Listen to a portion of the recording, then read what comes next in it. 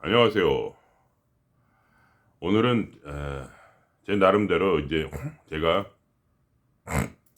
경험한 제가 경험한 마음의 본질에 대해서 깨달음에 대해서 가장 쉬운 방식으로 한번 말씀을 드려볼까 합니다. 제가 생각할 때 이거보다 더 쉽게 얘기할 수는 없을 것 같아요. 어, 그래서 이게 중요하니까 시간이 되신다면 끝까지 들어주셨으면 좋겠네요. 그러면 이제 들어보시면 깨달음이란 게 근본적으로 무엇이고 그 끝은 무엇인가에 대해서 모든 종교나 사상가들이 말하는 그 끝이 무엇인가, 그리고 시작은 어떻게 하고, 이런 것에 대해서 간단하게 아주 말씀을 드릴까 합니다. 즉 모든 이 공부의 시작과 끝은 마음이죠. 마음이라고 부르고, 보통 그것을 생각과 감정입니다. 마음이란 것은 그 이상의 것은 존재하지 않는다. 많은 분들이 착각을 할 거예요. 그러면 영이란 것은 무엇이냐? 제가 이제 오랜 관찰 가운데서 제가 깨달은 것은 무엇이냐면, 뭐 영이란 것은 단지 진리의 마음이고, 또는 텅 빈 마음입니다. 그러니까 마음이란 것의 근본은 생각과 감정인데, 영이란 것은 무엇이냐면은 그 생각과 감정이 진리로 되어 있다는 거예요. 진리가 되어 있는 상태, 그 상태를 말하는 거죠. 그러니까 아니면은 마음이 텅 비었다. 텅 비었다는 건 뭐냐? 거침없이 생각 감정이 나를 스치고 지나가는 상태. 그러니까 내가 집착하지 않고 생각과 감정이 편안한 상태. 즉 영이라는 것은 실제로 존재하지 않고 그러한 상태를 말하는 것이죠. 그래서 이제 우리가 헷갈리는 이유가 여기에 있습니다. 특히 오랫동안 기독교의 베이스로서 가르친 분들은 이거를 이해한다는 건 거의 불가능해요. 왜냐하면 영이란 게 따로 있다고 생각을 합니다. 그러니까 아트만 또는 영, 이런 것이 실제로 존재한다고 생각하는데, 그게 아니고 이 마음의 상태가 바뀐 것을 말하는 거죠. 왜냐하면 마음의 이상이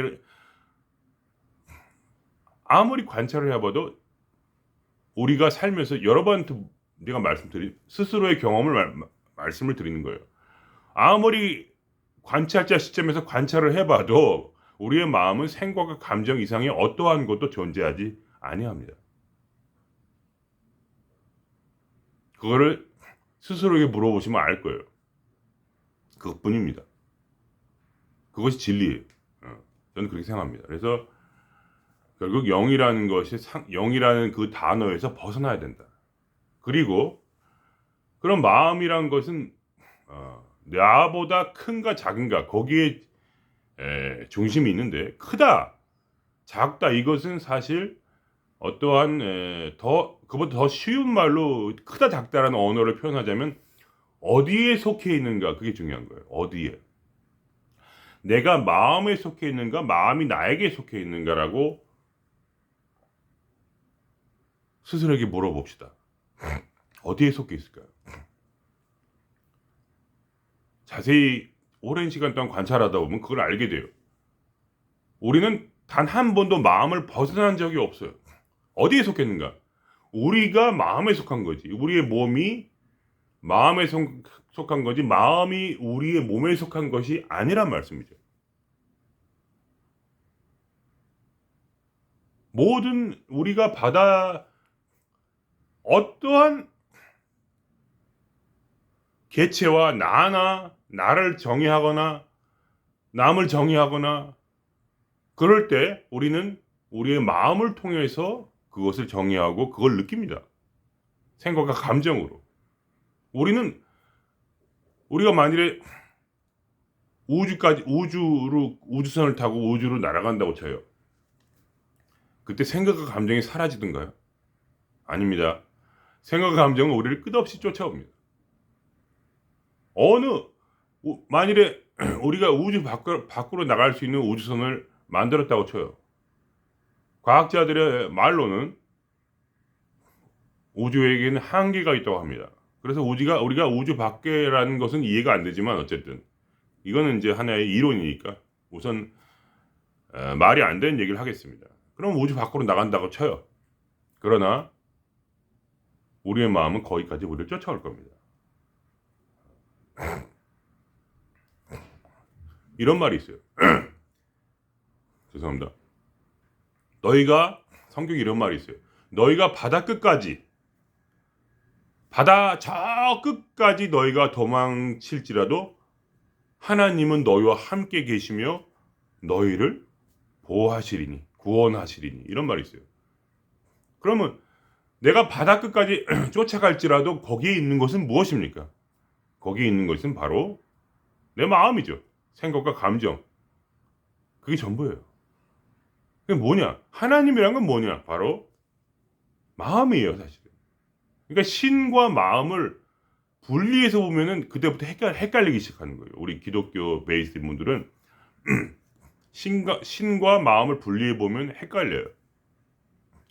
모든 우리가 신을 만났다고 쳐요. 그러면 그 신을 만났다는 것은 우리 마음 안에서 일어난 작용입니다. 즉 우리가 추구할 수 있는 가장 완전하고 큰 것이고 가장 우리가 기댈 수 있는 것이라면 사실은 그것은 마음이죠. 근데 언어라는 것은 그렇게 사람의 머리를 이렇게 아담말을 이렇게 뱅뱅뱅뱅 하게 만들어서 헷갈리는 거예요. 다시 말하면 마음이라는 것은 사실 엄청나게 큰 능력을 가진 존재라는 것으로 말할 수 있어요. 어떻게 보면. 오직 하면 신이라고 했겠습니까? 우리를 구원할 수 있다는 거예요. 그럼 그 구원의 끝, 해탈의 끝, 그것은 바로 무엇이냐? 바로 그것은 영의 상태, 영이라는 상태로 가는 것이다. 영적인 상태로 가는 것인데 그 영적 상태, 영이라는 것은 존재하지 않지만 우리 마음은 상태가 변화될 수가 있어요. 어떤 상태로 변화되냐? 집착하지 않는 마음이 돼요. 집착하지 않은 무심의 마음이 됩니다. 해탈이 된 마음이 돼요. 모든 것의 집착으로부터 벗어난 그런 마음이 됩니다. 그런 상태가 돼요.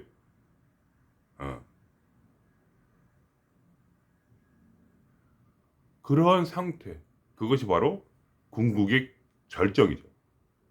왜냐하면 마음에서 우리가 부분적으로나마 그것을 알죠. 어떻게 합니까? 인생이라는 것은 고통이죠. 괴로움입니다. 괴로움. 인간은 죄인이죠. 끊임없이 이 세상에 집착할 수 없는 욕망에 따라 집착할 수밖에 없는 존재가 바로 죄인이죠. 그래서 마음을 떠난 존재, 신을 떠난 존재라는 것은 마음을 떠난 존재란 말입니다. 헷갈리지만 그러니까 우리가 아무리 들고 파도 결국 우리는 마음 밖에서 벗어날 수 없는 마음에 속한 존재라는 것을 깨달으면 이 말을 제가 하는 말이 이해가 되실 거예요. 우리는 마음 밖으로 한 번도 나간 적이 없어요. 우리가 몸이 죽더라도 우리는 마음 밖으로 나갈 수 없습니다. 절대로 마음 밖으로 나갈 수 없어요. 항상 마음의 노예야, 우리는. 저는 과거에 그런 생각을 많이 했어요. 마음 밖으로 나가서 영으로 들어가고 마음 밖으로 나가서 신으로 들어가면은 그러면 당연히 행복해지겠지. 근데 그렇지 않더라고요. 내가 신으로 들어갔다는 착각을 하고 영으로 들어갔다, 아트만으로 들어갔다는 착각을 하더라도 나는 그래도 마음 안에 있었습니다. 생각과 감정이란 것은 결단코 나를 버리지도 않았고 내가 생각과 감정을 끊지도 못했어요. 생각과 감정은 끊임없이 일어납니다. 단 한 번도 우리를 버린 적이 없고 우리는 생각과 감정이 메인 존재들이지 생각 감정이 내가 마음대로 소유하고 내 마음대로 생각 감정이 나에게 속해서 내가 마음대로 그것을 조절할 수 있는 것이 아니에요. 그러니까 우리는 바로 우리가 생각과 감정에 속한 것이 생각과 감정이 내 몸에 나라고 생각하는 이 내 몸에 속한 것이 아닙니다. 무엇이 더 강하냐 이렇게 말할 수도 있어요. 무엇이 날 끌고 가느냐 그렇게 말할 수도 있습니다. 무엇이 끌고 가는 그것이 바로 주인이죠. 나를 행복하게 만들고 나를 불행하게 만드는 것은 마음뿐입니다. 그죠? 그러니까 우리는 마음이라는 감옥에 갇혀 있기 때문에 결국 마음을 바꾸는 것이 결국 마음의 상태를 영적인 상태, 진리의 상태, 자유의 상태로 바꾸는 것이 바로 어떠한 그러한 이제 뭐라 하냐 우리가 얻을 수 있는 궁극의 절정이다. 그 이상은 없는 거죠. 왜냐면 마음 밖에서 뭔가를 얻을 수는 없으니까. 우리가 끊임없이 매일매일 우리를 고통을 주는 것은 우리의 마음이라는 겁니다. 그럼 우리가 어떻게 해야 되냐? 그것은 바로 무소유죠. 무소유. 흔히 법정 스님 말씀대로 어떠한 것도 마음에서 집착하지 않는 겁니다. 우리가 바깥 외계에서 뭘 가지고 안 가지고 이거는 전혀 상관이 없어요. 그것이 내 마음을 불편하게 하지도 않고 마음을 즐겁게 하지도 못합니다. 미니멀리스트가 되면 깨달음을 얻느냐? 그렇지 않아요. 뭐 좀 도움은 될 수 있어요. 그러나 궁극의 깨달음을 얻지는 못합니다. 절대로. 왜냐하면 그것은 마음이기 때문에 마음은 마음 안에서 해결해야 돼요. 이것이 바로 제가 오늘 말씀드리고 싶었던 주제였습니다. 그래서 우리가 그럼 어떻게 이 깨달음을 얻는 방법은 무엇이냐 하면은 바로 더 관찰자적 시점에서 말하면 이 생각이 나를 거스르지 않아야 돼요. 생각이 나를 고통을 주지 않아야 합니다. 그러려면 어떻게 됩니까? 내가 집착하던 모든 것을 버려야 돼요. 생각이란 것은 무엇이냐면 내가 집착하면 예를 들면 상사가 나를 이렇게 어저께도 그런 일이 있었는데 상사가 나를 째려봤어요. 어떤 선배가 나를 째려봤어요. 내가 뭔가를 잘못한 것 같아. 그리고 내가 노래 배우는 선생님이 뭐 하자고 했는데 내가 하기 싫어요. 오늘 좀 쉽시다. 그쪽에서 오히려 나한테 반대로 은혜를 모르고 건방진으로 보일 수 있을까봐 그러니까 뭔가 하여간 그러한 미세한 것들이 말이죠. 제가 집착하는 그 어떠한 것이 거기에 섞여 있는 겁니다. 그렇게 밉보이고 싶지 않고 무시당하고 싶지 않은 그러한 집착이 있는 거죠. 그래서 그걸 어떻게 합니까? 그걸 내려놓으면 돼요, 그냥. 근데 그걸 내려놓기가 싫은 거죠. 인간의 어떤 마음이라는 것은 신기해서 내가 그걸 원하면 그것은 끊임없이 나를 괴롭힙니다. 근데 내가 그걸 원하지 않으면 그냥 포기하면 어떻게 됩니까? 그러면 그 생각들은 자연스럽게 흘러가면서 이 상태는 마음은 텅 빈 마음이 되죠. 이것을 영적인 상태라고 하는 겁니다. 이것은 자유의 상태죠. 그러니까 인간이 얻을 수 있는 것은 행복이 아니라 자유예요. 행복이라는 것은 우리가 인간적으로 이 세상에서 말하는 대로 행복이라는 것은 소유하는 것이죠. 소유할 때 행복이 있죠. 그렇죠? 가정을 이루고 친구가 있고 그죠? 그다음에 돈이 많고 그다음에 이런 것들 보통 보편적으로 인간이 행복할 수 있는 그런 것들을 gathering 모으면서 우리가 그걸 행복이라고 하는 겁니다. 근데 영적인 행복이라는 것은 무엇이냐? 그것은 행복이 아니죠. 그것은 자유입니다. 자유. 즉 모든 것을 버릴 수 있는 자유, 모든 것을 버릴 수 있는 진리. 그러니까 이 진리란 게 뭐냐면 자유로울 수 있는 진리가 너희를 자유케 하리라 이 말대로 진리라는 것은 내가 깨달음으로써 모든 집착을 내려놓고 모든 물질과 나 자신의 생명조차도 다 버릴 때 우리가 보통 하는 말이 있죠. 마음이 놓인다 이런 말이죠. 마음이 놓이네. 아이고 이제야 좀 마음이 놓이네. 그겁니다. 이 마음이 놓이는 상태가 바로 텅 빈 마음의 상태요. 그것이 마음을 놓았다는 거죠. 그죠? 마음이 놓는다는 뭐냐면 내 마음이 그 물질을 놓았다는 겁니다. 내 마음이 그 누군가의 사랑받고 싶은 그 마음을 놓았다는 거죠. 내 마음이 무엇입니까? 마지막 절정은 결국은 마지막 원수, 마지막에 슈퍼 몬스터는 바로 내 자신의 생명이죠. 내가 내 자신의 생명을 놓았다는 거예요. 죽어도 된다. 죽음으로써 감사하다. 우주의 원리를 알기 때문에 우주에 대한 깨달음을 알기 때문에 이렇게 가다 죽었다 태어났다 이렇게 내 마음 안에서 나라는 뭐 육체가 내 마음 안에서 죽었다 태어났다 죽었다 태어났다 하는 이 상태를 바로 죽음이라 하는구나. 이거를 깨달을 때 우리는 죽음으로부터서 놓이고 우리는 마음으로 존재하는 순수한 마음으로서 이 존재하는 거죠. 그러니까 이 마음 속에는 자유가 있고 진리가 있는 거예요. 진리와 자유는 떠날 수가 없어요. 그래서 계속 깨달음으로써 삶을 통해서 그러니까 이 수행이라는 것은 바로 이 삶입니다. 무슨 말인지 알겠죠? 왜냐하면 인간이라는 건 항상 괴로움으로부터 벗어나려고 발버둥을 치죠. 그러니까 모든 사람이 수행을 있는 것이지 종교인이 수행하는 것도 아니고 스님이 수행하는 것도 아니고 모든 사람이 흔히 불교에 말하는데 부처는 무엇이냐? 바로 생각과 감정이에요. 마음입니다. 그냥. 근데 그 마음이 어떠한 상태이냐가 중요한 거예요. 이 마음이 깨달음이라는 생각을 통해서 결국은 모든 것을 놓을 때 그것을 해탈이라고 말할 수가 있다. 저는 그렇게 생각합니다. 단순하지 않나요? 제 말씀이. 이거를 못 깨달으실 분은 없을 거라고 생각합니다. 그죠? 단지 우리가 스스로 이 마음을 관찰하지 않고 남의 얘기를 들음으로써 마치 영이 존재한다고 믿었고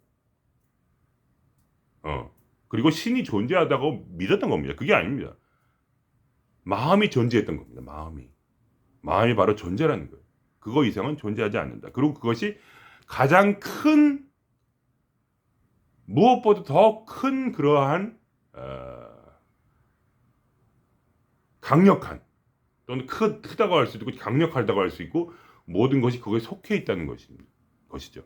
그래서 우리는 마음을 절대 벗어날 수 없으니 이 마음의 상태를 바꾸는 것 외엔 어떠한 방법도 없다. 마음 밖에 뭐가 있는 것이 아니다. 그래서 이 마음이 영원하다 이렇게 말할 수도 있고 이 마음이 영원히 윤회한다고 말할 수 있는 것이죠. 그리고 이 마음은 모든 사람이 가지고 있지만 그러나 칼 융에 의하면 그거는 제가 나름대로 이제 관찰해 보니까 별의별 마음이 많이 있어요. 그러니까 하나의 마음만 있는 게 아니고 수억 가지의 마음이 내 안에 있더라고요. 계속 느껴지는. 그런 걸 단순히 나라부터만 왔다고 하기 힘들어요. 그래서 그거를 제 나름대로 해석하면 뭐냐? 칼 융의 공동체 의식. 그러니까 인간의 마음과 마음은 연결되어 있다.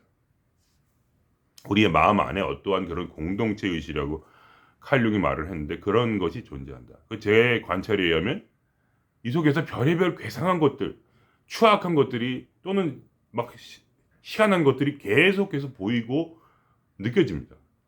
제 마음 관찰하다 보면 나란 인간이 이렇게 쓰레기인가 싶기도 하고 어떨 때는 내가 무슨 변태 성악자인가 같기도 하고 어떨 땐 내가 무슨 살인마 같기도 하고 하여간 별의별 희한한 그런 인간 군상들의 그런 모습들이 떠올라요.